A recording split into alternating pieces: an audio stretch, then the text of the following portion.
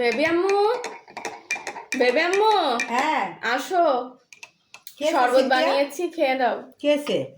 শরবতটা খেয়ে দাও এই ও গরমে। খুব ভালো হয়েছে, গরমে শরবত খাওয়া খুব শরীরের উপকার।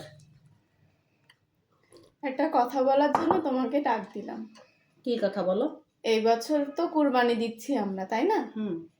তো প্রতি বছর তো তুমিই কুরবানি দিলে মাংস ভাগ করো, সবকিছু করো। তো এবছর থেকে তোমাকে আর এই দায়িত্ব নিতে হবে না। কাকে কি দিতে হয় না দিতে হয় আমি দেখে নিব না, তুমি এটা নিয়ে যেন টেনশন করো না, কেমন? আমার ছেলে এত টাকা দিয়ে একটা কোরবানি দিচ্ছে, কিন্তু এই গোশ আমি আমার আত্মীয় স্বজন সবাইকে আমি বিলি করি নিজ হাতে। আর 35 বছরের সংসার, এই সংসার আমার বিটার বউ আসতে পারিনি, এই সংসার সে নিজের হাতে নিয়ে নিচ্ছে। কি ব্যাপার বেবি আম্মু, কি করছ? কি ব্যাপার, মাথায় হাত দিয়ে বসে আছো কেন? কিছু কে হয়েছে? তাজিন? হ্যাঁ।